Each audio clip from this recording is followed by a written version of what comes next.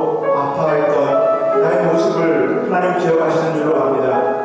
내 뜻이 아닌 하나님의 뜻이 나의 삶 가운데 있음을 고백하게 하시고 이 한 시간 하나님 앞에 가까이 나아가면서 하나님께서 주시는 그 권능을 회복하고 나아갈 수 있는 귀한 시간 되어줄 수 있도록 하나님 인도하여 주시옵소서. 우리의 마음을 열게 하시고 또 하나님 앞에 내 중심을 열어서 하나님 앞에 내 모습을 드리고 하나님 말씀을 통해서 허락하시는 그 크고 비밀한 일들을 깨달을 때에 우리 말씀 가운데 역사하시는 하나님을 인하여서 감격하고 기뻐할 수 있는 귀한 생명 말씀 축제가 되어질 수 있도록 하나님 인도하여 주시옵소서. 하나님 앞에 나왔습니다. 기쁨으로 나아가기를 원합니다. 나를 사랑하는 주님 가운데 나아가면서 내 마음 가운데 있는 그 사랑을 찬양으로 고백하며 나아갈 때에 살아계신 하나님의 그 움직임이 내 마음 가운데 저 깊은 데서부터 울리게 하시고 두근거리게 하시고 그 사랑을 회복하고 나아갈 수 있는 귀한 시간 되어질 수 있도록 하나님 인도하여 주시옵소서. 나를 부르셨사오니 나를 이 가운데 있게 하셨사오니 하나님 허락하는 귀한 은혜를 그 능력을 누리게 하여 주시옵소서. 하나님 이 시간 찬양을 올려드립니다. 우리 마음을 다하여 올려드립니다. 기뻐 받아 주시옵시고 하나님의 귀한 은혜만이 임재만이 가득할 수 있는 집회가 되어줄 수 있도록 하나님 인도하여 주시옵소서. 하나님께 함께 하시기 원하며 이 모든 말씀을 예수님의 이름으로 감사하며 기도드렸사옵나이다. 아멘. 이 시간 우리 함께 일어나셔서 찬양하기 원합니다. 이 시간 기뻐하며 우리 왕 되신 나의 구원자 창조자 되신 하나님을 소리 높여 함께 기쁨으로 박수 치시면서 우리 모든 모습을 통해서 찬양할 수 있는 그냥 시간 되어주기를 원합니다. 나의 구원자 되신 하나님을 이 시간 찬양하기 원합니다.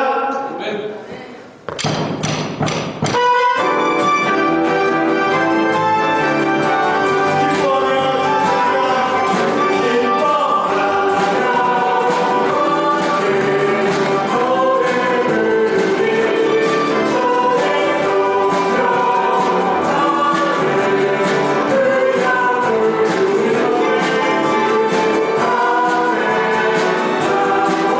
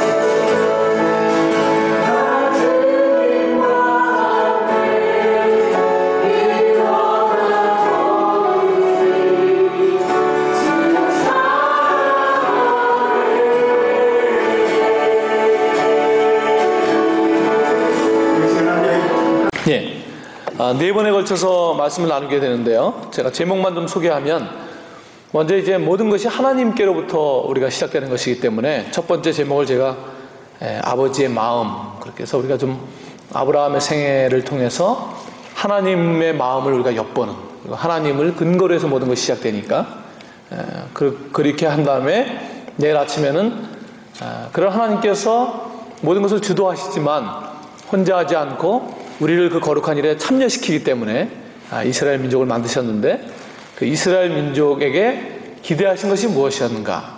제목을 진리를 담은 백성, 그 백성 안에 하나님의 하늘 진리를 담아내시고 주변 백성들이 이스라엘을 볼 때 하나님의 진리를 볼 수 있도록 하는 그런 백성으로서 어떻게 다루어 가셨는가. 그리고 나면 이제 모든 것의 완성이신 예수 그리스도가 오시는데, 그분은 물론 구주이시기도 하지만 그러나 우리의 주님으로서 그 선교적인 메시아로서 오셨다 하는 것을 우리가 좀 볼 것이고요. 마지막 날 주일에는 그렇다면 그 예수님께서 이루어오신 구원을 완성을 이제 오늘날 뭐 이스라엘 백성처럼 육신의 이스라엘 백성은 아니지만 영적으로 부르신 교회, 그래서 이 말세라고 하는 기간 동안에 우리에게 주신 교회로서의 사명, 이렇게 쭉 시리즈로 연결이 되어 있습니다. 그냥 제가 임의대로 뽑은 시리즈가 아니라 성경의 흐름을 따라서 그렇게 가는 시리즈이기 때문에 여러분들이 뭐 너무 바쁘신 줄 알지만 가급적이면 쭉 참석하셔서 이번 기회에 성경을 뭐 차근차근 읽어 나가시겠지만 성경의 큰 그림을 먼저 이렇게 이해하시고 성경을 묵상하는 게 도움이 되기 때문에 이번에 4번에 걸쳐서 제가 전체 성경의 그림을 여러분과 한번 아주 자세한 그림을 그리는 것은 아니지만 이렇게 큰 스케치를 한번 해보는 그런 시간으로 사용하려고 합니다. 먼저 오늘 우리가 그 창세기 22장 말씀을 봉독을 했는데요. 좀 그 앞에 배경부터 좀 설명을 해보면, 우리가 하나님께서 세상을 지으시고 또 우리를 지으시고 참 보시기에 좋았다, 참 보시기에 좋았다, 이렇게 그것을 우리가 알고는 있는데 우리가 그것을 어떻게 이해하냐면, 마치 우리가 좀 돈을 좀 모아가지고 집안의 거실에다가 이 어항을 아주 구하기 힘든 그런 물고기들을 착 구해가지고 어항을 착 놓고 너무 좋다, 그 정도로 이해를 한다는 겁니다. 하나님께서 세상을 창조하시고 에덴 동산에 우리 사람들을 두시고 참 보시기에 좋았다, 이게 그저 거실에 참 좋다, 이 물고기들 이거 정말 바다에 가도 볼 수 없는 게 이게 우리 집에 참 좋다, 그 정도로 이해를 하니까 타락했다는 것도 뭐 그랬는데 그 어항에 물이 좀 안 갈아줬더니 썩어가지고, 물이 막 썩어가지고 물고기도 막 죽어가니까 급하게 이제 물도 갈아주고 또 헐떡거리는 물고기들 조금 약도 좀 해가지고 좀 다시 살려내서 원상태로 딱 복귀해놓고 다시 하나님께서 좋다, 그 정도를 하시는 것 정도로 타락과 구속을 이해하니까 감동이 없죠. 우리가 어항 정도를 갖고 무슨 감동이 있겠습니까? 하나님께서 보시기에 좋았다라고 말씀하시는 것은 그 정도가 아닙니다. 그러면 하나님께서 우리 인간을 자신의 형상대로 창조하실 필요가 없는 거죠. 오히려 자신의 형상대로 우리를 창조했다는 것은 어항 비유보다는 우리 어렵게 낳은 어린아이를 한번 비유해 보십시오. 어린아이를 보면서 너무 이쁘다, 자기 자식 때는 잘 못 느끼죠. 손자쯤 돼야 느끼잖아요. 이 할아버지들 요즘 뭐 만나는, 우리 저보다 저는 아직 할아버지가 아닙니다만 연세가 높으신 분들 공통적으로 하는 스마트폰에다가 바탕화면에 다 손주들 사진 딱 키면 손주 나와요. 손주. 자기 자식 때는 이거 안 했을 거예요. 물론 그때는 스마트폰도 없었지만 자기 자식 때는 이건 안 했는데 이 손주들 너무 좋은 거야. 킬 때마다 좋다 좋다. 그 좋다가 요놈 10년, 20년, 30년 돼도 변하지 않고 이렇게 애기로 있었으면 좋겠다, 그런 뜻입니까? 아니잖아요. 보기에 좋다는 것이, 지금 이 아이가 너무 이쁘고 좋다는 것이 요놈 10년 돼도 키도 자라지 말고 그냥 그대로라, 그런 거 아니냐. 그건 저주죠. 에덴 동산에서 보시기 좋다는 것은 물론 거기에 죄가 있는 것은 아니지만 거기에 끝은 아니라는 것입니다. 하나님이 그냥 끝을 창조해놓고 보시기에 좋았다, 그걸 감상하려고 지은 게 아니라 자기의 형상대로 지은 이유는 이제부터 시작이라는 거예요, 사실. 어떤 시작이냐? 죄를 지었기 때문에 구원하는 시작은 아니지만 이제부터 사귐이 시작되는 거예요. 아직 아담과 하와가 하나님 모르잖아요, 잘. 창조는 됐지만, 하나님의 형상대로 창조됐지만, 이제 동산에서 하나님 만나고 그러면서 하나님께서 이제 아담과 하와에게 주실 그 진리는 어마어마한 거예요. 왜? 하늘을 모르잖아요, 아직 하늘 진리를. 그런 기대를 갖고 사귐을 시작하는 거예요. 그러니까 우리가 지금 에덴 동산으로 돌아가려고 하는 것이 아니라 하나님께서 본래 인간을 창조하셨을 때 가지고 계셨던 어마어마한 계획이 있단 말이에요. 에베소서 1장 4절에 보면 하나님께서 창세 전에 계획을 갖고 계셨다. 하나님은 아버지로서 어마어마한 계획이 있는 거예요. 우리가 하물며 그 자기 자식에게도 자, 이놈 크면 내가 이런 것도 가르쳐주고 그래서 이게 뭐가 될지 모르잖아요. 이게 의사가 될지 비록 나중에 커서 청소부가 되더라도 하여튼 어렸을 때는 뭐 의사가 될까, 이게 과학자가 될까, 이게 뭐가 될까, 뭐 그런 꿈이 있잖아요. 우리는 인간 아버지이기 때문에 그걸 못하지만 하나님은 능력이 있는 분이니까 우리 인간에 대해서 그런 꿈이 있단 말이에요. 하나님의 계획이 있단 말이에요. 그렇게 하나님께서 참 그 사귐이 있고 가족이 있고 주님의 하나님의 나라를 알려주시려고 하는 그런 너무나 아름다운 계획이 있었죠. 에덴 동산은 바로 그런 동산입니다. 에덴 동산에서 아담과 하와가 해야 될 일은 하나님을 알아가는 거예요. 근데 하나님께서 그것을 어떤 방법으로 하셨냐면, 물론 하나님께서 이제 늘 동산에 나타나셔서 같이 교제하고 그렇게 하시겠지만, 특별히 나머지 모든 피조물들에 대해서 위임을 해주심으로써 아담과 하와가 피조물들과 관계를 맺으면서 이런 관계를 배워가면서 하나님과 그런 관계를 맺어가는 거예요. 관계라는 걸 아직 모르니까 인간에게 피조물들을 맡겨주심으로써 책임을 가지고 관리하고 관계를 맺다 보면 그 너무 좋은 관계를 하나님 아버지를 이해하게 되잖아요. 그래서 네가 다 이름을 지어라. 구약에서 이름을 짓는다는 것은 관계를 맺는 것이에요. 내가 이름을 지어준다는 것은, 우리가 부모님이 우리 문화에서도 자식에게 제 이름도 할아버지가, 또 제 아들의 이름도 우리 아버님이 지었어요. 제가 짓지 않았어요. 왜? 우리 문화가 그렇잖아요. 할아버지가 손자의 이름을 지어주면서 거기다가 계획을 심잖아요. 그래서 하나님께서 아담에게, 야, 네가 이름을 다 지어라. 이름 지으면 고민하잖아요. 저거 뭐라고 지을까? 토끼가 어울리겠다. 토끼. 싫어. 토끼야 너는. 막 이러면서 너는 호랑이. 이러면서 관계를 맺어가는 하나의 과정이에요. 과정. 근데 여기에 위험이 하나 있어요. 사람이 위임을 받으면 어떤 위험이 있냐면, 자칫 내가 이름을 막 지어주다 보면 마치 내가 주인인 것 같은 착각이 들어. 모든 게 다 좋은데 한 가지 딱 경계해야 될 게 뭐냐면, 내가 주인이 아니라는 사실을 기억하는 거예요. 그래서 하나님께서 동산 정중앙에 선악을 알게 하는 나무를 두신 거예요. 나무가 중요하지 않아요. 중요한 건 이거예요. 저걸 먹지 마라. 먹으면 죽는다. 그 말씀이 중요해요. 이게 무슨 의미냐면요, 어떻게 비유할까요? 여러분, 제가 만약에 이거를 불안하게 여기다 이렇게 올려두고, 여러분 제가 설교하다가 여기 딱 떨어져서 깨지든지 하여튼 떨어지면 그 즉시로 제가 설교를 그만두겠습니다, 이렇게 약속을 하고 여기다 딱 놓고 하면, 여러분이 이걸 쳐다보면서 속으로 떨어져라 씨발 떨어져라, 설교 빨리 끝내 그러면서 막 들으실 거 아니에요, 그쵸? 그럼 요걸 볼 때마다 뭐가 생각나요? 컵이 보는 게 아니라 제가 말한 이야기가 생각나잖아요. 저거 떨어지면 끝난다 그랬지. 그 말이 기억난단 말이에요. 하나님의 선악을 하게 한 나무의 목적이 뭐냐면, 자기가 막 짐승의 이름을 짓다가 딱 동산 들어오면 동산 정중앙에 피할 수 없는 자리에 그 나무가 있어요. 그 나무를 보는 순간 뭐가 떠올라요? 저거 먹으면 죽는다 그랬지.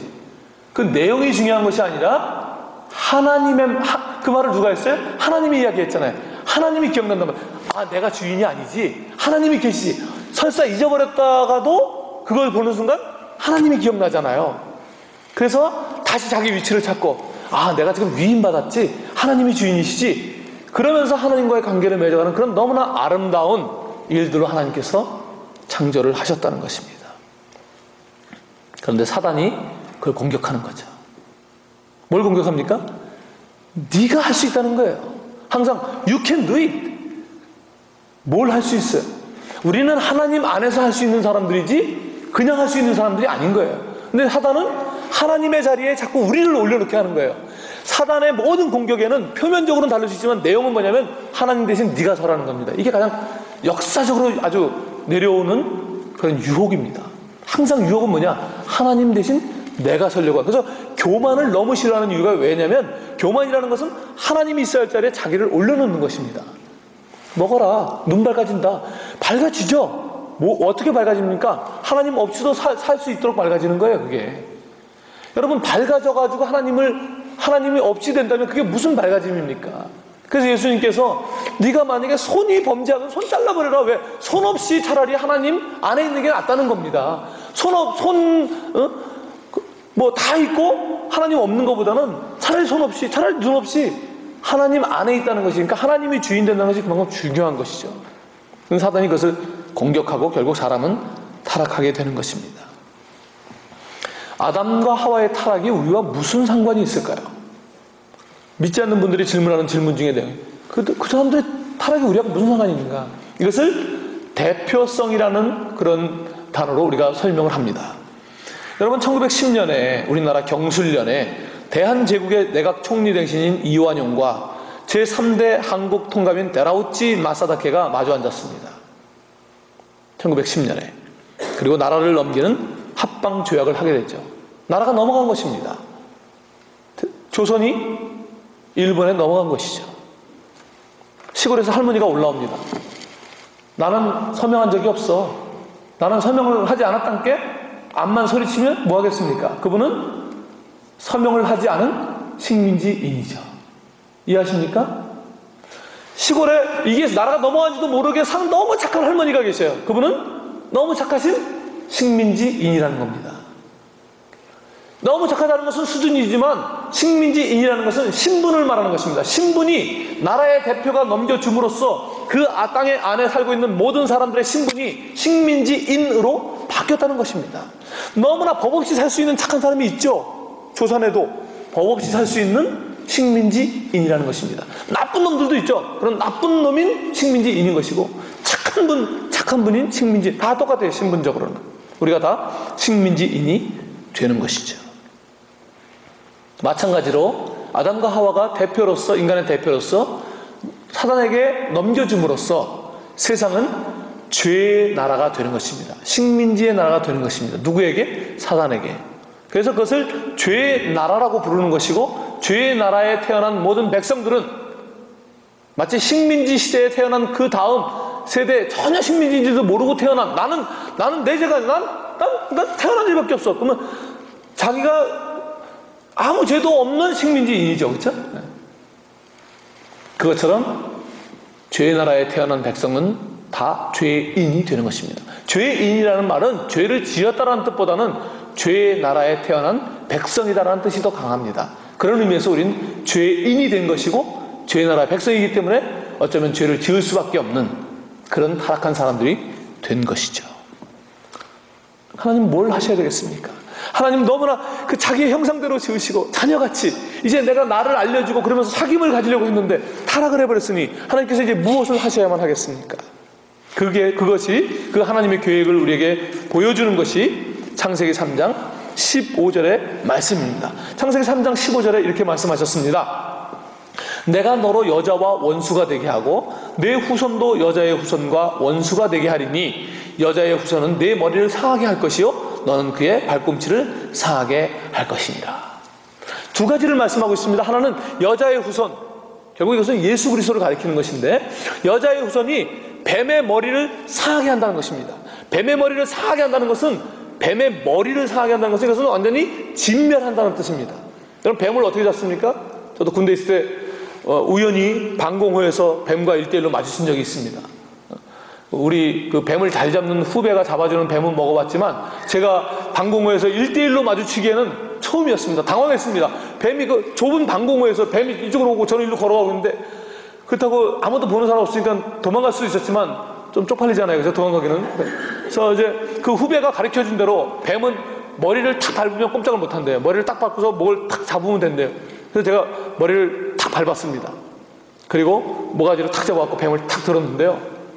뱀이 머리가 완전히 으스러졌어요. 원래는요 기술자들은 살짝 밟아갖고 안 상하게 탁 잡아요. 근데 제가 너무 떨리니까 발에 힘이 들어간 거예요. 그래갖고 그냥 뱀이 머리가 이겨졌어요. 기술이 부족한 거죠.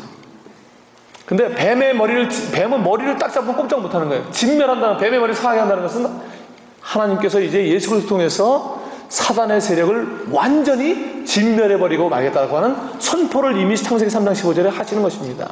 이제 세상은 하나님께서 사단의 나라를 진멸하시는 역사로 가는 것입니다. 동시에 사단이 여자의 후손의 발꿈치를 상하게 한다. 그것은 그 와중에 예수님께서 좀 상처를 입는다, 그런 뜻이 아니고, 사단의 타락에 대해서는 하나님께서 진멸하시지만 동시에 우리 인간의 타락에 대해서는 우리를 진멸하시지 않고 예수 그리스도가 고난을 받으셔서 우리 인간을 구속하고야 말겠다고 하는 이중적인 선포를 하시는 것입니다.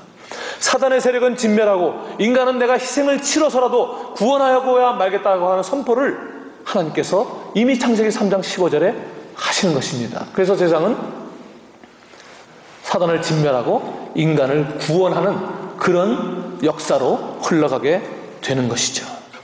이제 그러한 계획을 세우시고 하나님께서 역사를 진행해 나가시는데, 그 이후로도 사람들은 계속해서 반역을 합니다. 계속해서 반역을 합니다.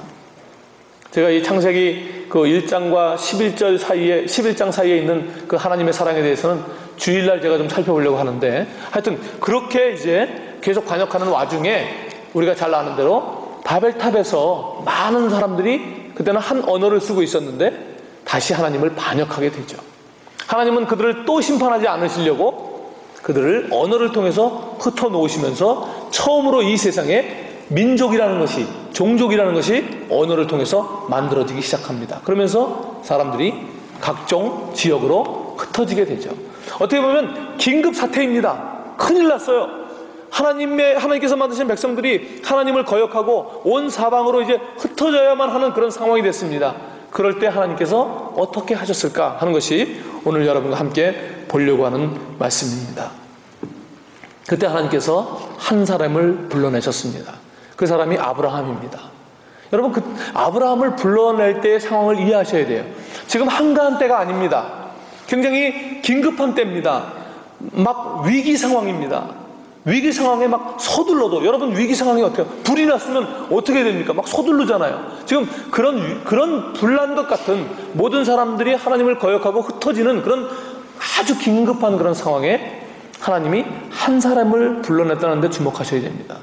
가장 긴급한 상황 속에서 한 사람을 불러낸 것이 우리가 이해하는 대로 한가한 일이 아니라, 이 긴급한 상황을 가장 빨리 해결할 수 있는 일로서 하나님이 한 사람을 불러내셨다는 사실입니다. 그리고 아브라함에게 하나님께서 약속을 주십니다. 내가 너로 큰 민족을 이루고 내게 복을 주어 내 이름을 창대하게 하리니 너는 복이 될지라. 너를 축복하는 자에게는 내가 복을 내리고 너를 저주하는 자에게는 내가 저주하리니 땅의 모든 족속이 너로 말미암아 복을 얻을 것이라 하신지라. 우리가 아브라함을 볼 때요, 생각하는 단어들이 뭐냐면 창대케 하겠다, 큰 복을 주겠다, 땅을 주겠다, 큰 민족을 이루게 하겠다, 이런 우리가 갖고 있는 이해의 범위를 가지고 아브라함을 이해합니다. 야, 하나님께서 이제 아브라함을 통해서 아브라함에게 엄청난 복을 주시겠구나. 또 12장 7절에 보면 여호와께서 아브라함에게 나타나 이르시되 내가 이 땅을 내 자손에게 주리라. 그러면서 우리가 야, 아브라함이 엄청난 복을 받았구나, 창대케 되었구나, 이렇게 머리에 접수가 됩니다. 그러면서 우리가 아브라함의 복을 받기를 원합니다. 그러면 우리 머릿속에 그려지는 게 아브라함처럼 우리가 그런 큰 민족과 큰 땅과 창대케 되는 그런 복들을 생각하게 되죠. 우리가 이 땅을 살아가고 있으니까. 그러나 여러분, 한번 냉정하게 생각해 보십시오. 아브라함이 땅을 많이 받았습니까? 성경을 잘 읽어보면 아브라함이 땅을 자기 것으로 소유한 것은 자기 아내가 죽었을 때 그것을 묻기 위해서 매장지 한 평을 갖고 있지 못했어요. 그래서 그 매장지인 동굴, 그 당시에 동굴에다 묻었는데 그 동굴을, 그것도 아주 비싼 값을 치르고 하나 사는 것이 나옵니다. 아브라함이 얼마만큼 땅을 갖고 있는지 잘 모르겠지만 성경에 기록된 것은 사실 계속 이동했고, 그 안에서도 자기 소유로 가진 것은 자기 아내 무덤밖에 소유한 것이 없었습니다. 오히려 그래서 아브라함이 자기 땅을 잘 갖고 있다가 후손한테 물려준 것이 아니고 오히려 3대 만에 애굽으로 내려가서 400년간 종살이 하다가 그리고 출애굽해가지고 들어가서 출애굽해서도 40년 광야 생활하다가 그래서 들어가서 가나안 땅을 차지하게 됐는데 그것도 그냥 차지한 것도 아니고 수많은 목숨을 버리면서 싸워가지고 하나씩 차지해서 땅을 얻게 된 것입니다. 그러니까 우리가 아브라함을 보면서 큰 땅을 받았다? 아니에요. 큰 땅을 받지 못했습니다. 여러분, 만약에 하나님께서 참 네가 미국에 와서 고생하는데 네 사업을 지금 좀 디트로이트 경기가 잃긴 하지만 조금만 인내해라. 내가 정말 이 미국 땅에서 너를 가장 큰 기업으로 만들어주겠다. 이런 약속을 주시면 막 아멘 할 거 아니에요. 그렇죠? 아멘. 조금만 참아라. 얼마나 조금? 400년만 참아라. 400년만 참아라. 물론 400년 후에도 그때 경기를 좀 봐야 되긴 하겠지만 좀만 참아라. 그 여러분 뭐라 그랬어요? 주님한테, 하나님한테. 됐거든요? 딴 데 가서 알아보세요. 그렇지 않겠습니까? 아브라함이 받은 약속이 그런 거예요. 400년 후에 자손들이 그것도 피를 흘리면서 받을 땅이 그게 무슨 복이 됩니까? 아브라함에게. 황당한 말씀이죠, 진짜.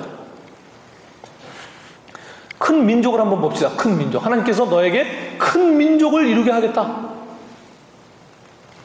여러분, 큰 민족을 만드시려면 아브라함은 처음부터 적절한 사람이 아닙니다. 그렇잖아요. 지금 나이가 다 차가고 아내는 애도 못 낳는 그런 사람을 불러다가 무슨 큰 민족을 만듭니까? 물론 하나님의 특기 중에 좀 쪼다 같은 사람들을 불러가지고 은혜를 팍 줌으로써 그게 그 사람한테 나온 게 아니라 나한테서 나온 거다라는 걸 보여주려고 하는 그런 게 여러 성경에 나옵니다만, 그랬더라도 그러면 아브라함을 불러가지고 그 다음에 막 복을 줘가지고 주변 사람들이 야, 저런 원래 약간 그 출신이 좀 쪼닥과 출신인데 좀 굉장하네. 저건 저 사람이 한 게 아니야. 하나님이 한 거지. 뭐 이런 거를 볼 수 있도록 하셨으면 우리가 또 이해하잖아요, 말씀을. 그런데 큰 민족을 만들겠다는 분이 아브라함을 불러요? 너무 적절하지 않죠. 여러분, 옛날에 그 기네스북에 보면 그 러시아 남자 중에 피오도르 바실리에프라는 사람인데 그 부인이 여태까지 이 세상에 태어났던 사람 중에 가장 많은, 한 여자가 낳은 그 가장 출산을 많이 하고 가장 아이를 많이 낳은 그런 사람으로 등재되어 있는데, 이분이 27번 동안 출산을 해가지고 69명의 아이를 낳았다고 합니다. 굉장하죠? 16번은 쌍둥이를 낳았고요, 7번은 새쌍둥이를 낳았고요, 4번은 넷쌍둥이를 낳았다는 것입니다. 놀라운 일은 한 번도 비효율적으로 한 명만 낳은 적이 없다는 것입니다. 한 번도 한 명을 낳은 적이 없다는 것입니다. 그리고 키우기도 얼마나 잘 키웠는지 신생아 사망률이 너무 높았던 1700년대에 69명 중에 2명만 죽고 나머지 67명은 다 살려냈다는 것입니다.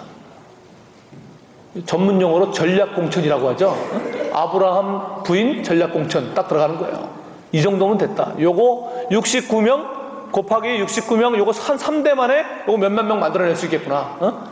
그냥 지금 모든 민족이 흩어지는데 지금 빨리 민족을 만들어갖고 지금 빨리 뭘 해야 되는데 이거 요 정도 되면 한 3, 4대 만에 큰 민족 만들어갖고 바로 선교에 써먹을 수 있겠구나.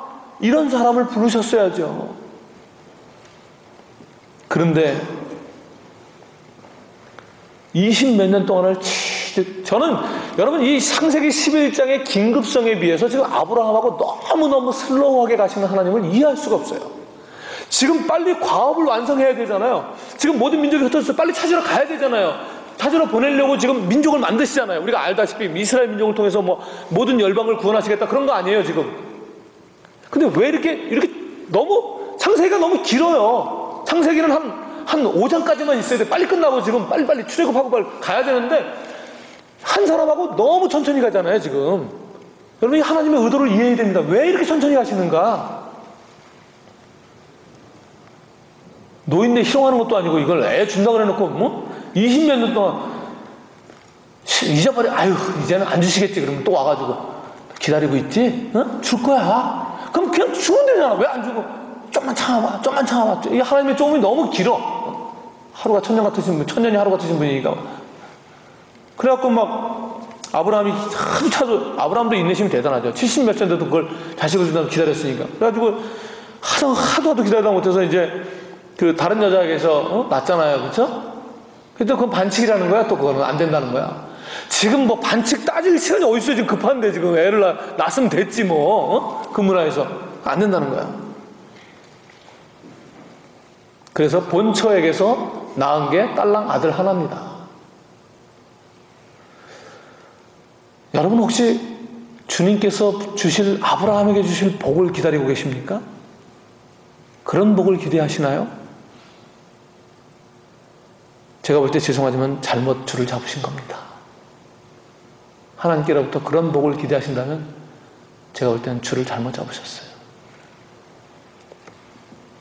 큰 문맥에서 보면 지금 아브라함과 하나님께서 이렇게 노닥거릴 시간이 없는 분이신데도 불구하고 그러기에는 너무 잃어버린 자녀들이 많잖아요. 다 하나님이 다 자기 자녀들인데 잃어버린 자녀들이 많잖아요. 그 자녀들을 찾기 위해서 지금 팀을 구성하는데 그 팀을 지금 이렇게 오랫동안 한 사람하고 가시는 것은 이해가 불가능하죠. 그렇다고 한다면 하나님께서 아브라함과 이렇게 길게 시간을 천천히 가시는 그 이유가 무엇일까요? 그것을 이해해야 하나님께서 우리에게 아브라함을 통해서 보여주시고 우리에게 오늘날 원하시고 주시려고 하는 것이 무엇인지를 분명하게 알 수 있어요. 그 줄을 잡아야 돼요. 지금 생각하는 줄은 잘못된 줄입니다. 아브라함을 정확하게 묵상하시면 그것을 기대했다가는 우리는 지금 헛방을 치고 있는 것입니다. 갈라디아에서 바울은 이렇게 말합니다. 또 하나님이 이방을 믿음으로 말미암아 의로 정하실 것을 성경이 미리 알고, 다시 읽습니다. 하나님이 모든 민족을 믿음으로 말미암아 의로 정하실 것을, 구원하실 것을, 하나님께서 모든 열방을 구원하실 것을 누가 알았다고요? 성경이 미리 알고 먼저 아브라함에게 복음을 전하되, 성경이 아브라함에게 복음을 전했다는 것입니다. 뭐냐면 모든 이방인이 너로 말미암아 복을 받으리라 하였느니라. 갈라디아서 3장 8절입니다. 성경이 미리 알고 아브라함에게 복음을 전했는데, 아브라함아 너로 말미암아 모든 열방이 하나님의 복을 받게 될 것이다. 이 복음을, 이게 복음이라는 거야. 복음은 뭐냐? 아브라함을 통해서 모든 열방이 하나님을 아는 자들로 나오게 된다는 것이 복음이라는 것입니다.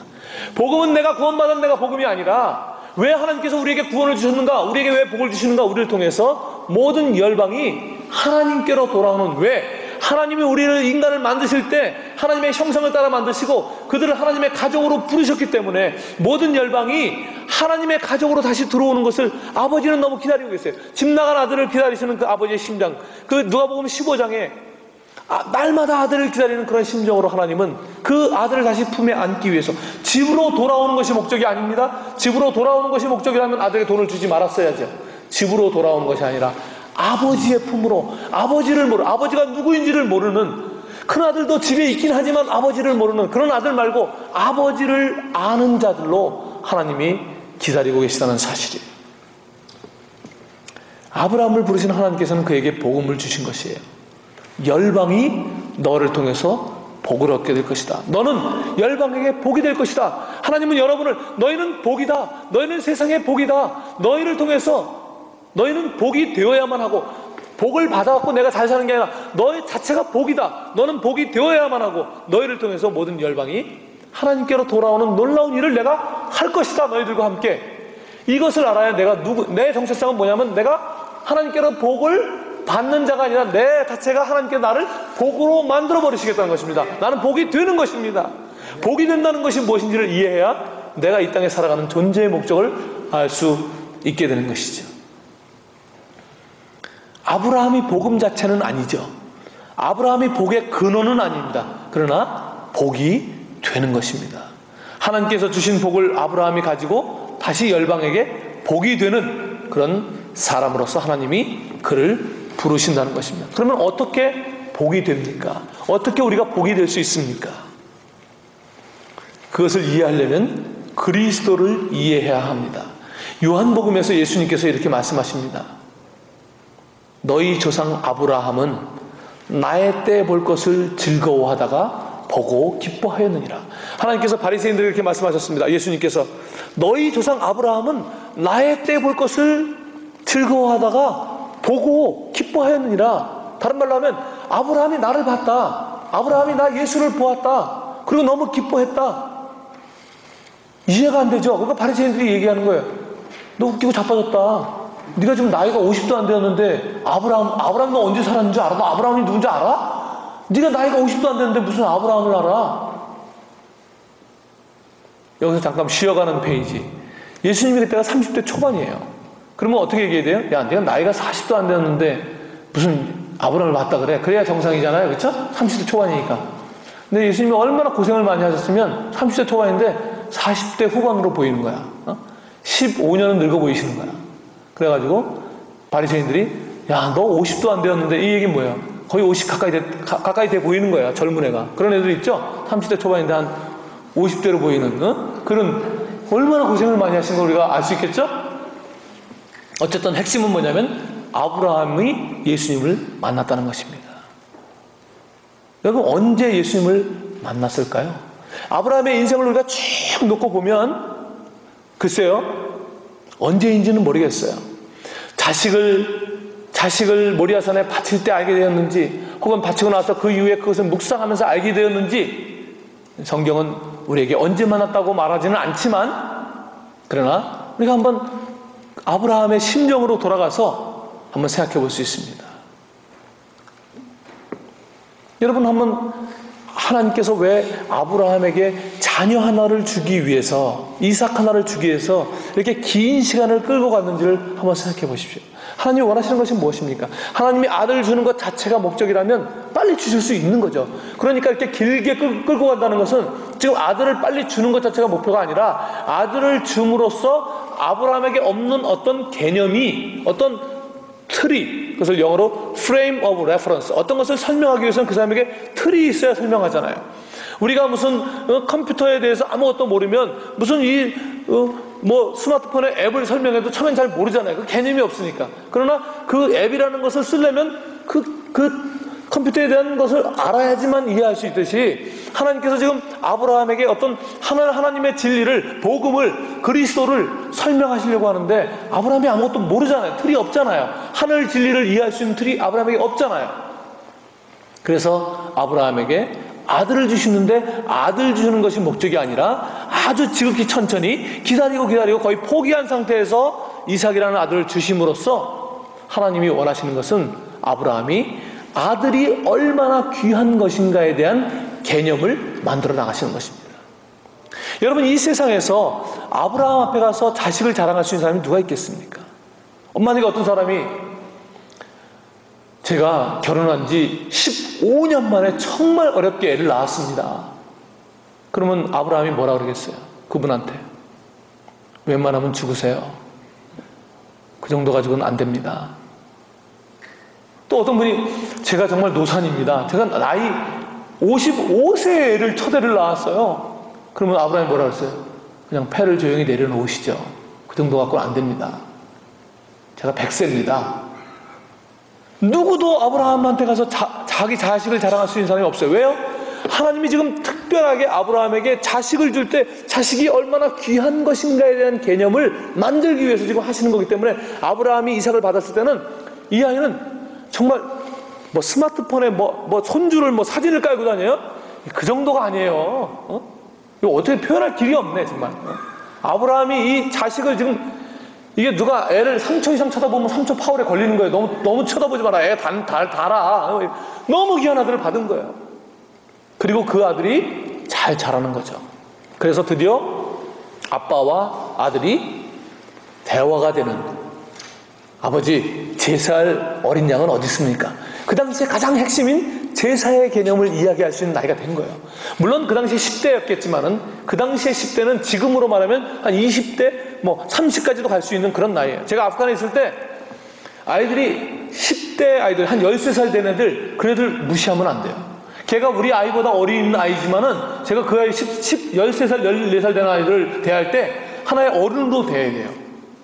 왜냐면 그다음 학교가 없으니까, 아이가 5살쯤 되면요, 먹을 게 없으니까 집에서 그 아이를 자동차 공업사한테 맡겨요.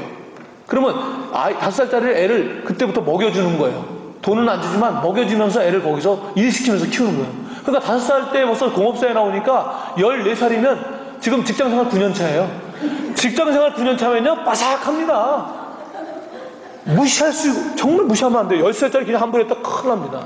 그런 애들이 제가 지나가면 저를 불러요. 제가 아프간 살 때 제 이름이 아담 칸이었는데, 아담 칸! 벌써 이 목소리가, 야, 아담 칸! 이런 거예요. 아저씨, 원래 거기 꺼꺼라는 말이 있어요. 엉클, 삼촌, 이렇게, 꺼꺼! 아담 칸 꺼꺼! 이렇게 불러야 돼요. 정상적으로. 근데, 어이, 아담 칸! 이거는 뭐냐면, 벌써 목소리, 벌써 얄밉잖아요. 그쵸? 어이, 아담 칸! 이렇게 불러요. 그래서, 차이부호, 차이! 거기도 존댓말이 있어요. 저한테 이렇게 얘기해요. 까까, 아담, 차이부호렌, 차이부호렌, 렌을 붙이면 그게 존칭이에요. 근데, 차이부호, 차이! 이렇게 얘기하는 건, 한 잔 마시고 가! 이런 거예요. 13살짜리가 저한테. 얼마나 적응 안 되는지 몰라요. 왜? 그 애들이 벌써 어른이기 때문에. 제가 거기는 수요로 나이를 판단하는데 우리는 진화가 많이 됐기 때문에 수요는 별로 없잖아요. 그러니까 가면 저를 한 10대 후반쯤으로 봐요. 제가 그때 40대에만 40대 이렇게 했는데도 정말 그 사람들 우리 나이를 판단하기 어려워요. 그리고 거기는 기후가 건조하니까 막 피부가 쭈글쭈글해지니까 정말. 그래서 제가 제 친구들이 보통 10대 후반에서 20대 초반, 이 25살 넘은 애들이 없어요. 제 친구들이. 왜냐면 벌써 25살 넘어간 사람들은 저하고 만날 시간도 없어요. 너무 늙으셔가지고. 그러니까 제가 주로 이제 축구하고 애들하고 축구하고 그러면서 이제 사귐을 했는데 축구 25살 넘으면 축구 안 해요. 그러니까 다 젊은 애들만 해요. 그래갖고 저하고 제일 친한 친구 애가 있어요. 하니프라는 친구가 있어요. 참 보고 싶네 지금도. 그 하니프가 저한테 너무 잘해줬어요. 참 괜찮은 친구야. 다른 애들은 저한테 뭘 얻어먹으려고 그러는데 이 친구는 축구 끝나면 자기가 뭐 사준다고 탁 들어가서 뭐 사주고 그래요. 뭐 사주냐면 이렇게 통에다가 닭다리 하나 집어넣고 물 넣고 막 끓인 거 있어요. 고기는 절대 안 팔아요. 그건 계속 끓여야 되니까. 그 국물 한 잔 마시는 거예요. 왜냐면 축구하고 나서 이 땀을 많이 흘리면 에너지를 보충해야 된다는 거예요. 그래갖고 그거 한 잔 사줘요. 전 진짜 그 아프간 친구가 저한테 자기 돈 내갖고 이거 한 잔을 사준다는 건 이거는 대단한 겁니다. 다 저한테 외국 사람한테 얻어먹으려고 그러지 절대 자기 돈 내고 안 사주는데 이 친구는 항상 데려가서 사주는 거예요. 참 좋아지는데 한번 그 친구네 집에 갔어요. 자기 아버님을 소개시키겠다 해서 덩치도 좋으시고 머리 탁 벗겨주신 이런 분이 밖에도 안 나와요. 그런 분들은 탁 나와서 밥을 같이 먹게 됐어요. 아버님 인사드려갖고. 왜냐면 그 허니프라는 친구가 20몇 살인데 자기 애가 벌써 있으니까 애도 이제 우리 애보다는 조금 어리지만 그래도 뭐 애가 제법 컸어요. 그래갖고 아버님이니까 뭐 머리도 허옇고 막 늙으셔갖고 인사를 탁 드리고 이제 연세를 여쭈었는데 저보다 한 살 어린 거예요. 미치겠더라고요. 그런 문화니까 이게 지금 이삭의 나이 10대면 굉장히 큰 거예요. 이건 말하자면 지금 제가 아마 저희 큰아이가 지금 한국에서 군대 제대하고 대학 졸업하고 지금 막 직장생활 지금 3개월 됐거든요. 이제 연수 막 끝나고 이제 지금 그럴 단계예요. 그럴 것 같아요. 자기가 하고 싶은 공부하고 이제 사회생활 하면서 이제 한번 그게 뭐 평생 갈 직업은 아닐지 모르지만 한번 자기의 꿈을 펼쳐볼 수 있는 그런 나이? 그래서 정말 지금도 막 계속 연락이 와요. 아빠, 지금 우리 부서에서 이번에 뭐 회사원들에게 사무실차를 렌트해 주는데 아빠 그 선교회 사무실에서 자동차 렌트해 보셨으니까 그 운영상의 문제가 뭐예요? 조언 좀 해주세요. 이러면 제가 막 시간 내서 또 그런 대화가 되는. 그렇게 가장 아버지와 아들이 관계가 가장 좋을 때 하나님께서 아브라함에게 그 아이를 죽이라고 하시는 거예요. 죽이라고 하시는 거예요. 이해가 안 되죠. 아브라함이 이걸 어떻게 이해하겠습니까?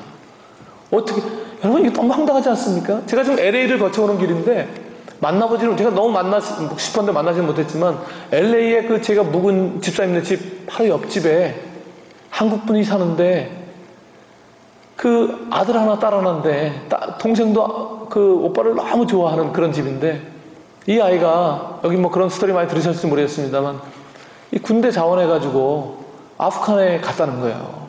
아프간에 갔는데 그날 이제 정찰을 나가는데 한 애가 자기 순서가 아니었는데 한 애가 몸이 아파가지고 혹시 너 대신 나가겠느냐? 안 나가도 괜찮다. 네 차례가 아니니까. 그런데 좀 그날 약간 기분이 찝찝했대요. 그래서 안 나갈까 하다가 워낙 성실하니까 한국 애들이 또 성실하잖아요. 그래서 에이, 내가 대신 나갈게. 그럼 나갔다는 거예요. 근데 그날 전차가 지뢰를 밟아갖고 터져버리는 바람에 다 죽었다는 거예요. 그래 아들이 죽었어요. 미국에 와가지고 그 온갖 고생하면서 그 남매 잘 되는 것을 위해서 평생을 쏟아본 거 아닙니까? 그리고 학교 다니다가 학교 이제 졸업하고 군대 갔다 와서 이제 그 시민권도 없고 뭔가 해볼 수 있는 그런 나이에 세상에 아프간 가서 그 죽었으니 이 아버지가 회복이 안 되는 거예요 지금. 날마다 울지 않겠습니까? 그걸 난 그래서 내가 요번에는 아니더라도 다음에 올 때라도 내가 한번 꼭 만나고 싶다. 내가 아프간에서 사역을 했는데 아프간 가서 아들이 죽었다 그러니 내가 가서 좀 기도라도 해드리고 싶다. 그리고 그 의사를 전달하고 왔는데 얼마나 가슴이 아픕니까? 여러분, 성수대교 사건 기억하시는지 모르겠어요. 그때 성수대교에 차가 많이 빠졌는데 뭐 여러 스토리가 많겠지만 그때가 아침 등교 시간이어가지고 그 강북 쪽에 무학여고라는 여고가 있는데 강남에서 그 다리를 건너가던 버스가, 시내버스가 빠지는 바람에 그 무학여고 여학생들이 많이 죽었어요. 그때 성수대교 사건이 난 지 10년 후에 기자 하나가 그 당시에 죽은 여학생들의 집을 방문한 거예요. 취재를 한 거예요. 성수대교 10주년 그래갖고 취재를 한 거예요. 어떤 일이 변화가 있나. 근데 놀랍게도 그 여학생들이 죽은 집에 아버지들이 대부분 죽었다는 사실을 보게 된 거예요. 10년 만에. 그래서 이 기자가 취재를 한 거예요. 왜 죽었나. 뭐 하나하나 디테일 갈 수는 없습니다만 그 중에 김연수라는 학생 이야기가 저는 굉장히 가슴이 아팠습니다. 그 아버지는 대기업의 임원이었어요. 아주 세상을 정직하게 살려고 하는 그런 분이었습니다. 그런데 그날 자기 딸이 고등학교 2학년, 무학여고 2학년이었던 연수라는 학생이 아침에 학교 간다고 갔는데 죽은 거예요. 그 아버지가 가서 버스가 인양되고 딸의 시체가 나오고 딸이 아침에 들고 간 가방을 아버지가 전달을 받게 됩니다. 그리고 그 가방을 열어보게 되니까 그 가방 속에 편지가 하나 나왔습니다. 근데 그 편지의 제목이 사랑하는 아빠에게였어요. 너무 놀랍죠? 이 아이가 왜 사랑하는 아빠에게 편지를 쓰고서 가방에 넣어놨냐면 그 한 이틀 전쯤에 고등학교 2학년 여학생이 뭐 잘못을 하면 얼마나 했겠어요. 사소한 잘못을 하나 한 거예요. 근데 이 아빠가 워낙 강직하신 분이다 보니까 아이에게 회초리를 들은 거예요. 고등학교 2학년 학생짜리를 아빠가 딸을 얼마나 사랑하겠습니까? 그런데도 바르게 살라고 회초리. 그래서 좀 아빠하고 딸이 그것 때문에 약간 서먹서먹해 있었어요. 그때 딸이 아빠에게 편지를 썼던 거예요. 근데 이걸 전달하지 못하고 죽은 거죠. 편지의 내용은 이렇습니다. 사랑하는 아빠 보세요.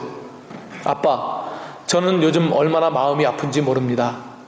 아빠가 저를 때리셨을 때 제 마음보다 100배, 1000배나 더 마음 아프실 아빠를 생각할 때마다 눈물을 감출 수가 없습니다. 하지만 아빠, 저를 때리신 것이라 생각하지 마세요. 제 속에 있던 나쁜 것들을 때려서 물리치신 거라 생각하세요. 아빠, 저를 위해 한 번 더 마음을 풀어주시지 않겠어요? 이렇게 작은 쪽지에 편지를 써놓고 전달하지 못하고 죽었는데 그 편지를 아빠가 받았던 거예요. 기가 막히죠. 2년 후에 아빠가 죽게 됩니다. 어떻게 죽었나? 아내한테 인터뷰를 하는데 아침에 일어나면 멍하게 울고, 아침 밥 먹다가도 딸의 뭐가 생각나는지 손가락을 놓고 울고, 회사에 가서 직장 그 동료들한테 물어보니 회의를 주재하다가 뭐가 기억났는지 회의하다 주재하다 말고 울고, 밤에 돌아와서 침대에서 벽 쪽을 보고 있어서 아내가 이렇게 보면 또 뭐가 생각나는지 침대에서 울고, 아빠는 2년 동안 딸을 못 잊어 울고 울다가 결국 시름시름 앓다가 죽어버린 거예요. 특별한 병도 없이 죽은 거죠. 그게 아빠의 심정이고 부모의 심정인데, 도대체 이 자기 자식을 죽이라고 하는 이것을 어떻게 이해할 수 있습니까? 참 우리는 좀 이해하기 어렵죠, 그렇죠? 저는 제가 우리 아이하고 힘들었던 게 뭐가 있을까? 내가 이 아브라함의 심정을 이해해 보려고 한번 그래도 참 이해하기가 어려워요. 저는 제가 아프가니스탄에 들어갔을 때 우리 아이가 초등학교 2학년이었습니다. 우리 막내가 한 5살 차이니까 아직 어렸고요. 큰 아이가 초등학교 2학년 나이였습니다. 아프가니스탄에 학교가 없다는 것을 알았지만은 어렸을 때는 학교와 관계없이 아이를 부모 품에서 키우는 게 중요하다고 저는 믿었습니다. 왜냐하면 제가 초등학교 6학년 때 시골에서 부모님이 저를 서울로 학교를 보냈기 때문에 제가 초등학교 6학년 때부터 부모님이 너무 그리워서 늘 울면서 제가 그때부터 뭐 엄마일 가는 길에 하얀 찔레꽃 이런 노래를 개굴창가에서 마치 바벨론 강가에서 눈물로 노래를 부르듯이 제가 슬픈 노래를 좋아하는 게, 생각해보면 초등학교 6학년 때 부모님이랑 떨어져 갖고 늘 거기서 그런 노래를 불렀던 기억이 나요. 그래서 저는 제 아이만큼은 죽어도 내가 몰라 한 중3쯤 되면, 좀 크면 몰라도 그 어렸을 때 내가 절대 초등학교 때는 떨어지지 않겠다. 내가 너무 힘들었어요, 그 떨어져 있는 게. 그래서 초등학교 2학년 때 그 아프가니스탄에 학교가 없는 것을 알았지만 나는 주변 사람들이 뭐 이웃 국가에 무슨 선교사 자녀학교가 있다는 팜플렛 줄 때도 받지도 않았어요. 왜냐면 나는 안 그럴 거기 때문에. 그리고 아프가니스탄에 애를 데리고 들어갔습니다. 저희가 들어갔을 때 한국 사람은 저희밖에 없었어요. 아프가니스탄에. 그리고 우리가 사는 도시에 미국 가정 하나, 저희 가정 두 가정밖에 없었습니다. 그리고 싱글 선교사 몇 명 있었어요. 그러니까 아이가 미국 가정 아이 두 아이하고 저희 아이 두 아이만 있었어요. 그 집 아이 하나는 외국에 가 있었고. 그 현지인도 납치를 해가는 너무나 혼란한 상황에, 저희가 탈리반이 정권 잡기 1년 전에 혼란한 상황 속에 들어갔는데 너무나 혼란해가지고 아이가 현지 아이도 납치를 해가니까 아이가 집 바깥으로 나갈 수가 없는 거예요. 초등학교 2학년인데 뭐 공부를 가르치는 건 둘째치고 홈스쿨링이라는 게 집에서 공부만 가르치는 게 홈스쿨링이 아니잖아요. 밖에 나가서 친구도 사귀고 사회활동도 하고 뭐 클럽도 있고 뭐 그래야 되는데 집 바깥을 못 나가니까 우리 집에서 집 바깥에 나갈 수 있는 사람 나밖에 없는 거예요. 저만 혼자 신나게 돌아다녔죠. 엄마하고 애들은 뭐 전기도 없는데 밤에 아빠가 와서 이거 어렵게 키는 전등 키기 전까지는 깜깜한데 이러고 지금 생각해보면 제가 나쁜 아빠야.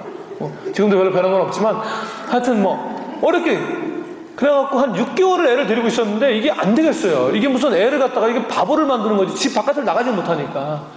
하루는 제가 우리 집 앞에 그 약간 운동장 같은 게 있어요. 집 앞에 좀 애들이 몰려 놀아요. 그래서 아빠가 보고 있을 테니까 나가서 애들하고 한번 놀아라. 너 이렇게 해서는 안 된다. 그럼 나가서 논 거예요. 놀다가 제가 잠깐 한눈 판 사이에 애가 아빠 그래서 막 뛰어들어왔어요. 왜 그래? 그랬더니 누가 자기를 죽이려고 그런다는 거예요. 나가봤더니 그때는 이제 10대 아이들도 다 총을 메고 다니는 시절이니까 이게 정보가 없으니까 모두가 다 총을 들고 다녀요. 7탄 그 칼라시니코프라고 소련제 그 M16 같은 그 총을 7탄을 끼고서 다 갖고 다니거든요. 근데 이놈이 이제 외국에 가니까 장난삼아 걔한테 총을 딱 들이댄 거예요. 얘가 얼마나 놀라겠어요. 그래가지고 막 뛰어들었는데 그때가 사실 얼마 안 됐어요. 제가 아프간 말을 아직 할지 몰라요. 총이라는 단어 알아요. 뚜팡이라는 단어 하나 알 때 배워가지고 총을만 있으니까 뚜팡. 제가 말도 안 돼. 뚜팡? 이러면서 우리 아이가 아빠 나가지마. 아빠 나가면 죽어. 아빠가 해병대 출신인데 나와. 뚜팡! 우리가 결정하게 됐어요. 안 되겠다. 얘를 보내야 되겠다. 그래서 6개월 같이 살고 초등학교 2학년 나이 때 옆 나라인 파키스탄에 있는 기숙사로 아이를 보내게 됩니다. 어려웠어요. 두 나라 사이에 전화도 안 됩니다. 우편도 안 됩니다. 3개월에 한 번 우리가 일부러 아이를 보기 전까지는 걔가 아파도 연락을 할 수가 없고 아무 연락이 될 수가 없어요. 그래서 그 학교에 가서 한 달 동안 그 아이와 같이 살았어요. 같이 살고 초등학교 2학년 때도 장남은 다르더라고요. 그래서 눈치를 보고 또 자기하고 비슷한 애들도 있고 그러니까 처음에는 난 절대 그 학교 안 간다고 엄마 아빠랑 있을 거라 그러더니 한 달마다 좀 엄마 아빠가 이제 자기가 거기 있기를 원하는 거를 아니까 자기가 있겠다고. 그래서 그 아이를 이제 거기다 두고 저희가 오게 되죠.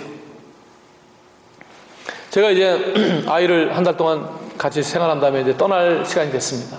택시를 불러놓고 그 이슬라마바드라고 하는 수도에서 파키스탄의 그 산까지 2시간 거리입니다. 아이를 두고 이제 내려와야 되는데 뭐 그래도 아빠가 선교사니까 이제 아이를 기도를 해주고 떠나야 될 거 아니에요. 그래서 일로 와, 우리 가족 손잡고 기도하자. 다 이제 그 평소에 그 아빠를 늘 늠름한 아빠로, 해병대 아빠로 생각하는 그 아이에게 제가 탁 붙들고 기도하자. 하나님 아버지, 왜냐면 제가 떨리니까 목소리를 크게 해야 제가 애 앞에서 이걸 뭘 안 보이려고 하나님 아버지 딱 6단어는 제가 목소리가 나는데 그 다음 단어부터 목소리가 나오지 않았어요. 막 그 전문용어로 voiceless 사운드라 그러는데 무성음으로 뭐라고 기도했는지 눈물로 기도를 끝내고 아이를 못 쳐다보고 택시를 저는 빨리 타버렸습니다. 2시간 동안 이슬라마바드 내려온 동안 제가 2시간을 울었습니다. 도대체 내가 아프가니스탄을 언제부터 이렇게 사랑했다고 내가 애까지 떼어놓고 내가 선교를 해야 되는가? 난 이런 계획은 없었다. 하나님 내가 선교할 때 준비할 때 내가 너에게 밟는 땅마다 주겠노라. 내가 선교 하나님이 나한테 주신 사명 아닌 거 아닌가? 내가 직장생활 3년 했거든요. 잘 되고 막 진급도 하고 막 차도 사고 막 이렇게 되니까 선교가 아니고 이쪽으로 복을 주실래나? 그래가지고 그때마다 아니다. 두려워하지 말라. 내가 너와 함께 하겠노라. 계속 그런 말씀 주셔가지고 제가 그런 말씀 안 주셨으면 선교 안 했을 텐데 마치 아브라함에게 안 하려고 그러면 와서 바다에 모래알같이 주겠노라. 별을 세봐라. 계속 이랬잖아요. 포기도 못하게. 그렇게 하나님께서 제게 늘 주시면서 두려워하지 말라 그런 말씀 주셨거든요. 근데 뭐 성교지 가니까 뭐 온통 두려워할 일밖에 없어요. 날마다 죽을 것 같고 뭐 도대체 애를 제가 이렇게까지 뭐 나중에 알았어요. 제가 성경을 자세히 보니까 하나님이 성교 준비할 때는 그거 안 보여주시고 들어가면 보여주세요. 뭘 보여주시냐면 두려워하지 말라. 뭘 두려워해? 그 앞에 뭐라고 써있냐면 몸은 죽여도 이런 말이 있더라고요. 몸은 죽여도 아니 몸은 죽이면 그게 제일 불안한 거 아니에요?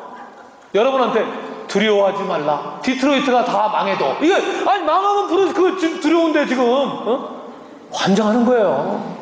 그걸 왜 안 보여주셨지 그때는? 그거 진짜 보여주면 성경 안 왔을 텐데. 그래가지고 막 그때 제가 아브라함의 심정을 조금 이해했어요. 근데 그건 게임이 안 되죠. 자기 아이를 죽이라는 거니까. 그러니까 생각해보세요. 2박 3일 동안 그 아이를 데리고 가는 그 아브라함의 심정을 한번 생각해보세요. 제가 몇 년 전에 그 어느 모임을 갔는데 그 스토리텔링을 잘 하시는 외국분께서 이 이야기를 이삭의 아들의 입장에서 이거 스토리텔링을 하나 들었어요. 제가 뭐 그 영어로 했기 때문에 다 이해도 못했고 잘 모르겠지만 한번 대충 이렇게 하는 거예요. 이삭의 입장에서 이 스토리를 저는 너무나 기뻤어요. 사실 저는 늘 아빠의 그 제사 드리는 걸 따라가고 싶었는데 저는 한 번도 데려간 적이 없어요. 근데 웬일인지 아빠가 내일은 너도 제사에 같이 가자 그러시는 거예요. 저는 이날만 꿈꿔왔어요. 너무 기쁜 거예요. 저는 막 잠이 안 왔어요. 나도 이제 내일이면 아빠와 제사를 가는구나. 근데 아빠가 분위기가 조금 이상해요. 아빠는 제사 드리러 가는 날이면 그 전날 너무 흥분이 되셔갖고 늘 기쁘시고 막 준비하시고 막 새벽에 잠도 설치시고 그렇게 하나님께 제사 드리는 게 너무 기쁘셨던 우리 아빠인데 오늘은 이상하게 얼굴이 우울해요. 그리고 아빠하고 제사 드리러 가는데 마치 가기 싫은 분처럼 막 똑바로 안 걸어가시고 이쪽으로 가셨다가 또 이쪽으로 가셨다가 뭐 돌멩이도 한번 뻥 차셨다가 너무 가기 싫어하는 것 같은 이 아빠의 분위기가 이상해요. 그러면서 그 이삭의 입장에서 이 스토리텔링 하는 걸 들었는데 굉장히 감동적이었어요. 그랬겠죠. 아브라함이 그 길을 빨리 가자 그러면서 갔겠습니까? 어떻게 하면 놓치고 밤이 와서 아이는 잠을 자지만 아빠가 잠이 왔겠습니까? 잠이 안 왔겠죠. 질문했겠죠. 하나님 이게 뭡니까? 하나님 참 이해가 안 됩니다. 하나님 이스마엘 낳았을 때도 걔도 아니라 그래갖고 기다렸다 결국 이삭을 낳지 않습니까? 이 아이를 통해서 큰 민족을 이룬다 그러지 않았습니까? 근데 왜 얘를 죽이라 그러시는 겁니까? 한번 좀 제가 설득할 수 있도록 이해할 수 있도록 한번 설명을 좀 해보십시오. 저는 아무 대답도 없었을 거라고 생각합니다. 또 갑니다. 이제 내일이면 아이들 죽여야 하는데 그 마지막 날 밤에 그 기도가 얼마나 간절했겠습니까? 마치 겟세마네 동산에서 예수님께서 기도하는 것처럼 간절하게 기도했겠죠. 주님 말씀해 주십시오.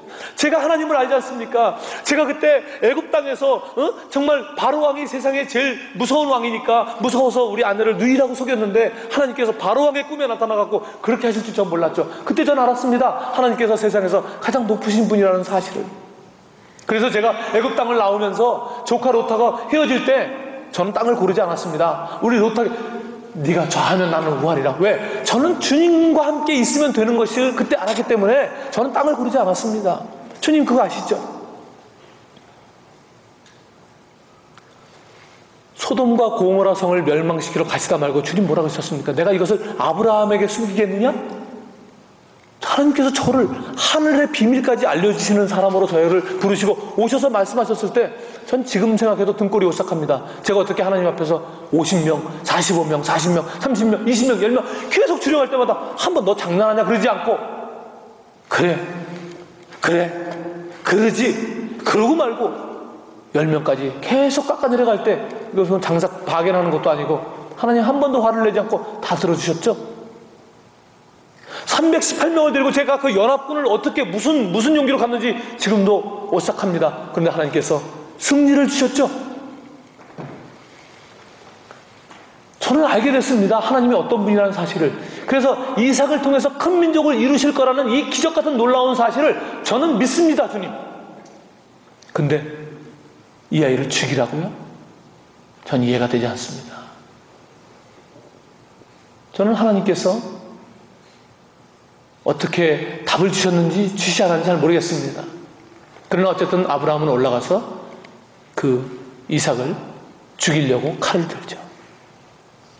그때 하나님께서 아브라함에게 내 마음을 알았노라고, 죽이지 말라고 그렇게 말씀하시는데, 아까 요한복음에 예수님께서 너희 조상 아브라함은 나의 때 볼 것을 즐거워하다 보고 기뻐하였느니라, 어느 어간에 여기서 그때인지 자식을 죽이려고 그럴 때 이미 그것이 예수님이라는 사실을 알았는지 언제인지는 모르지만, 적어도 아브라함이 확실한 것은 하나님께서 지금 아브라함에게 내 자식을 죽이라고 말씀하는 것이 아니라는 사실을 알게 된다는 사실입니다. 하나님은 지금 아브라함에게 내 아이를 죽여라 라고 겉으로는 말씀하시지만, 실제로는 하나님께서 자기 자신에게 내 아이를 죽여라, 이 흩어지는 모든 백성들을 살리기 위해서 결국 내 아이를 죽여야만 한다, 독생자 그리스도를 죽여야만 한다라고 하는 사실을 지금 스스로에게 다짐하고 계시는 것이죠. 그리고 이 독생자 예수를 죽여야만 한다는 이 놀라운 사실을 아브라함에게 처음 이제 하나님의 백성을 만드실 그 조상 아브라함에게 그 진리를 나누어 주고 계시는 중이라는 사실입니다. 여러분, 왜 아브라함에게 이렇게 슬로우하게 가는 줄 아십니까? 그것은 아브라함이 불러서 무슨 훈련 좀 받아갖고 나가서 복음 전하는 것이 아니라, 아브라함 자체가, 우리 한 사람 한 사람 자체가 하나님의 온전한 진리와 사랑과 은혜를 온전히, 이걸 어떻게, 우리 세포 모든 속에 아주 DNA 자체가 하나님의 진리로 바꿔져 버리는, 그래서 사람들이 우리를 볼 때 그냥 하나님을 볼 수밖에 없는 그런 사람들로 하나님이 만드시기를 원하신다는 사실입니다. 그래서 하나님은 지금 아브라함에게 아들이라는 가장 중요한 개념을 만드시고 가장 사랑하는 아들을 죽이라고 하심으로써 가장 핵심적인 진리인 하나님께서 독생자 그리스도를 죽여서 우리를 구원하시겠다고 하는, 그것도 그냥 피상적으로 하는 것이 아니라 자기 자식을 죽이는 과정을 통해서 철저하게 하나님의 심정을, 하나님의 은혜를, 하나님의 사랑을, 그 희생을 아브라함이 알게 되는 것입니다. 하나님의 이 깊으신 은혜요 사랑임을 알게 되었을 때, 그 모리아 산에서 그 양을 대신 주셨을 때 그 양이 대성물로서 하나님의 아들 그리스도를 상징한다는 사실을 아브라함은 알았을 것입니다. 그리고 우리 아들 이제 살았네, 그런 가벼운 기쁨이 아니라 주체할 수 없는 내 헌신보다 더 뛰어난 하나님의 은혜에 대해서 아브라함은 감격의 눈물을 흘려셨겠죠. 이 아브라함의 심정을 어떻게 표현할지를 모르겠습니다. 최근에 제가 노래를 하나 알게 되었는데, 아마 이 노래의 가사가 아브라함의 그런 심정을 표현하는 것이 아닌가 그런 생각이 드는데, 한번 제가 이 노래를 한번 불러보려고 합니다. 아브라함의 심정을, 모리아산에서 그 은혜를 받은 아브라함의 심정을 생각하면서 한번 여러분도 같이 그런 심정으로 상상을 하면서 한번 들어주십시오. 천 번을 불러봐도 내 눈에 눈물이 멈추지 않는 것은 십자가의 그 사랑, 나를 살리려 지신 그 십자가, 모든 물과 피 나의 더러운 죄 씻으셨네. 나를 향한 그 사랑, 생명을 내어주사 영원한 생명을 내게 주심을 감사해.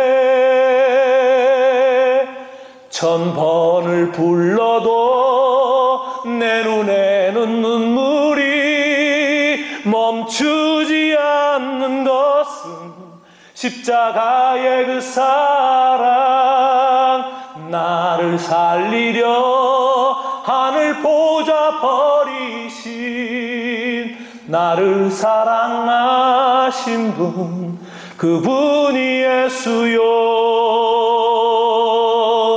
천 번을 불러도 내 눈에는 눈물이 멈추지 않는 것은 십자가의 그 사랑, 나를 살리려 하늘 보좌 버리신 나를 사랑하신 분, 그분이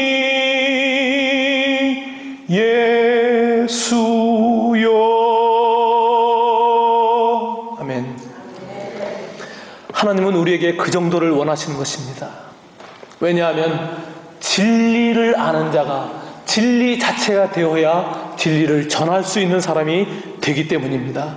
아브라함은 그 은혜를 아는 자가 되었습니다. 아버지의 마음을 본 것이죠. 그래서 아브라함은 믿음의 조상으로서 중요한 것입니다. 아브라함이 이해하는 하나님만큼 이스라엘과 그 이후의 교회가 계속 그 하나님을 이해할 수 있는 것이고, 그 복들, 그 복의 통로로서 단단해지고 거룩해지는 그런, 어디까지 우리가 하나님을 알아야 하는가 하는 그 수준을 우리에게 아브라함을 통해서 보여주고 계시는 것입니다. 그것은 아브라함뿐만이 아닙니다. 하나님께서 오늘 우리에게 원하시는 것은 그런 진리를 주기를 원하십니다. 하나님은 우리의 모든 환경을 통해서, 왜 이렇게 하나님은 우리를 통해서 선교를 원하시면 디트로이트의 산업을 일으켜주시고 막 복을 주셔갖고 빨리 세상에 선교운동하고 하기를 원하시면 될 터인데 왜 이런 상황들을 주십니까? 그것은 우리가 진리를 아는 사람이 되는 것이 중요한 것이지, 그것을 모른 채 그저 무슨 복을 받아갖고 그걸로 헌금하고 그런 걸 원하시는 것이 아니라, 어떻게 해서든지 주님을 보여주시려고, 주님이 지금 이러한 상황 가운데 우리를 마음을 가난하게 하셔서라도 주님을 알려주시려고 하시기 때문에, 아브라함이 아는 만큼의 수준, 그만큼의 진리를 우리가 알기를 원하시기 때문에 이런 상황을 주님은 여기에 함께 계시는 것이죠. 사랑하는 여러분, 아버지를 알아야 합니다. 아버지가 우리의 목적입니다. 그 아버지가 주시는 어떤 것이 아니라 아버지 자체가 우리의 목표이고 목적입니다. 그분을 아는 만큼 우리는 영광을 돌리며 그만큼 세상에서 그분을 우리가 드러낼 수 있기 때문입니다. 사랑하는 여러분, 아브라함처럼 아버지를 아는 그런 복을 누리시기를 주님의 이름으로 소망합니다. 기도하겠습니다. 하나님 은혜를 감사합니다. 아브라함 한 사람의 생애를 천천히 가시면서 우리가 얼마만큼 하나님과 깊은 동행을 가야 하는지를 보여주신 주님 감사합니다. 하나님, 우리의 상황을 이해하지 못했습니다. 왜 도대체 이런 상황을 우리에게 주시는가 이해하지 못했습니다. 그러나 가장 이해하지 못한 사람은 아브라함이었습니다. 하나님께서 도대체 왜 이렇게 하시는가를 이해하지 못했습니다. 그러나 그 순간이 가장 하나님을 깊이 이해할 수 있는, 아버지의 마음을 깊이 이해할 수 있는 순간이었음을 보게 되었습니다. 하나님, 지금도 우리에게 말씀하시는 줄 믿습니다. 이 상황에서 하나님을 가장 깊게 이해하는 자들로 거듭나게 인도하여 주옵소서. 아버지 하나님, 우리 디트로이트의 상황이 가장 어려운 만큼 이 세상에서 하나님을 가장 깊이 이해하는 자들로 우리를 삼아 주시옵소서. 그래서 세상이 우리의 잘됨이 아니라 우리가 아는 하나님의 깊이 때문에 세상이 우리를 통해서 하나님을 알게 되는 놀라운 복을 누릴 수 있도록 축복하여 주옵소서. 예수님의 이름으로 기도합니다. 아멘.